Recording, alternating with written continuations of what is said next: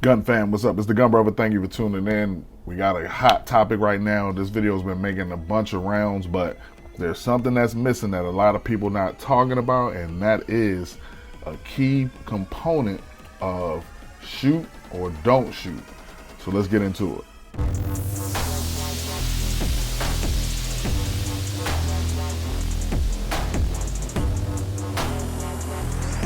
All right, so if you've seen this, you know what's going on. If you don't, that's better for the conversation. But I've heard instructors touch on this topic. I don't think it gets talked about enough. And we talk about situational awareness all the time. Being aware of your surroundings, seeing things as they unfold so that you can better be prepared to react in whichever way you need to, whether it's defend yourself or get out of the situation or avoid the situation altogether. But one thing that doesn't get talked about enough, I feel, is situational understanding or situational assessment. Simply because when there's a mindset that you have to have, and that mindset, and this is what we're talking about, is when you're concealed carrying, when you have your firearm available, and I mean really all the time, especially when deadly force is involved. And that mindset has to be protecting yourself, not going on the offensive. And that is where a lot of people get jammed up, especially when their emotions get in the way, things like that. So the first rule, and you'll hear me say it a million times through almost any video that we're talking about deadly force. First thing you have to understand is you or someone else has to be in imminent danger of serious bodily harm or death for deadly force to be authorized.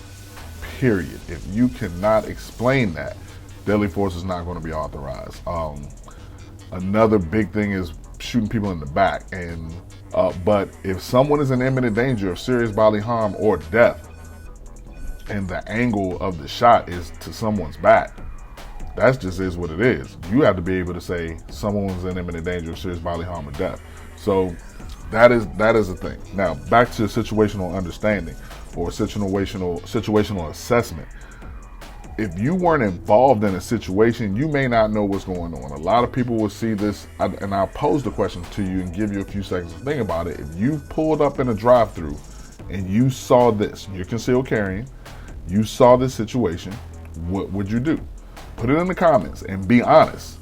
This is what you saw. What would you do? Okay, take a few seconds to think about it. And like I said, be honest. So now let's run it and see what's really going on. Yo, son!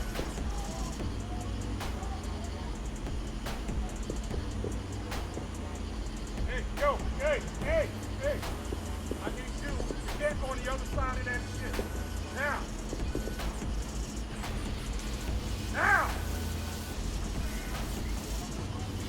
You saw good enough to hop over there. Get the fuck over there. Feel for it. See if you want to, let's go.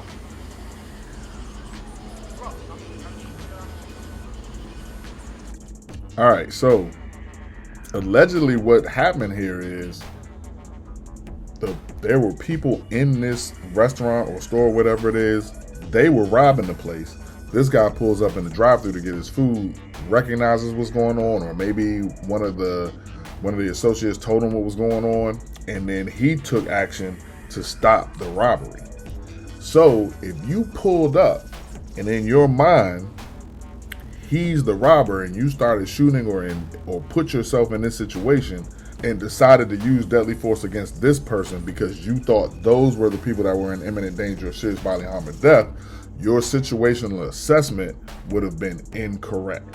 Your duty right here is to call the police. You roll up on that situation, you see that, call the police. You are not in imminent danger of serious bodily harm right now. You don't know what this situation is. So it's tough. And the point is, again, mindset, understanding what's going on. Let's say you were in the restaurant, people come in waving guns. You already know, nah, they're the bad guys, we're the good guys. You are a part of that situation. You're not a part of this situation and you put yourself into it and your information might not be correct. And that's where you cross a line into, some would say, or most lawyers are going to argue against you, vigilante justice. So in that situation, call the police. If you come up on more information where you get who's the good guy, who's the bad guy, then you can act on that. But that's just one of those things, just food for thought. And as always, chime in the comments. Let me know what you think. Like I said, tell the truth about what you would have done. And then let me know what you think about the situation. And different places will have different laws. But again, serious bodily injury or death, imminent danger, you or someone else. Though that has to be explained to use deadly force. Let's say you're the good guy. When law enforcement rolls up, you need to put your firearm down and identify yourself as such immediately. If they have a report of the shooter, they don't know who's the shooter and who's responding and this, that, and the other. It's just a confusing situation. So that's something that you need to also be aware of. That's another topic because they have to make an assessment when they roll up as well. They have to make it quickly, and there have been numerous times where they have been wrong and shot the wrong person, including off-duty officers. So like I said, food for thought. Let me know what you think in the comments. With that being said, the Gun Brothers out. Make sure you protect yourself. I will talk to you guys soon.